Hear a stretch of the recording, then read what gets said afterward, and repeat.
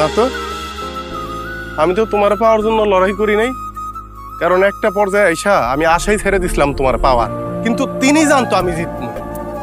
আমি জীবনে যতবার বলছি আমার দিয়ে হইব না, সে বারবার এসে আমার পিঠ চাপড়ে ঘুষে তোরে দিয়ে হইব। তুমি যখন আমার পরাজয় দেখার জন্য উদ্গ্রীব ছিলা, তখন তিনি আমার জয় দেখার জন্য আল্লাহর কাছে দুই হাত তুলে আত্মনাদ করতেছিল। তুমি যখন অপেক্ষা করছিলা রক্ত মাখা মুখে আমি হাজার হাজার মানুষের সামনে তোমার চিরকুট করবো, তিনি তখন অপেক্ষা করতেছিল আমার রক্ত মাখা মুখ শাড়ির আঁচল দিয়ে মুছা দিব। আমি শুধুমাত্র তার জন্য লড়ছি। তিনি আমার মা।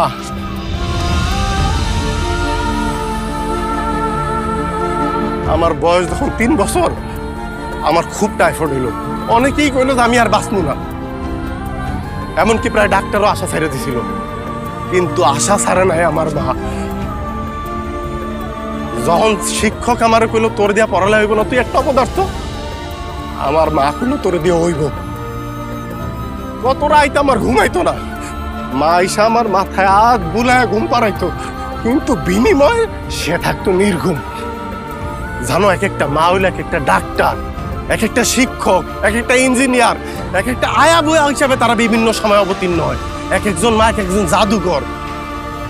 জাদুকর যেমনি সকল অসম্ভবরে সম্ভব করে তোলে, একজন মাও তার সন্তানের ভালোর জন্য সকল অসম্ভবরে সম্ভব করে তোলে। এক একজন মা মনোবিজ্ঞানী। জানো, এক একজন মা মনোবিজ্ঞানী, কারণ সন্তানের মনে কি চলতেছে সবার আগে জানতে পারে ওই মা। এই জন্য মাদের কিন্তু বিশ্ববিদ্যালয়ে পড়তে হয় না, ডাক্তারি পড়তে হয় না, কারণ এক একজন মা তো জন্মগতভাবেই সব জানতা। কিন্তু আমগো যৌবনে যখন প্রেম আসে, আমরা অনেকেই ভুলা যাই সেই আজন্মের ভালোবাসার মানুষটার কথা। 10 মাস পেটে, 3 বছর বুকে, আর সারা জীবন হৃদয়ে রাখা সেই মানুষটির কথা আমরা নিমিষেই ভুলা যাই। আমরা ভুলা যাই সন্তান যখন দেরিতে বাড়িতে ফিরে, কেউ একজন বারবার রাস্তার দিকে অপলক দৃষ্টিতে তাকায় থাকে,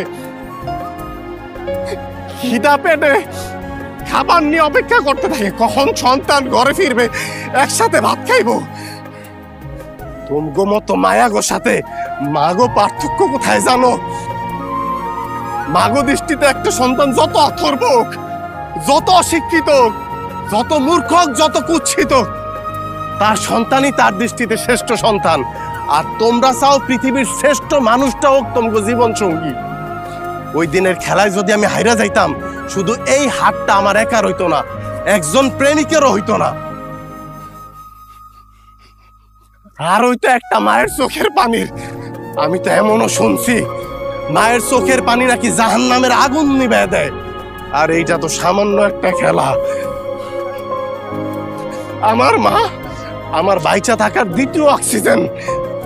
আমার মায়ের শাড়ির আঁচল আমার কাছে পৃথিবীর শ্রেষ্ঠ রুমাল, যেই রুমালের পরশে আমার সব ডর ভয়, সব ক্লান্তি নিমিষেই দূর হয়ে যায়।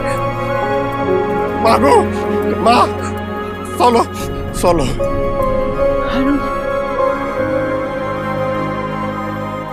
বৌমারে নিয়ে চল।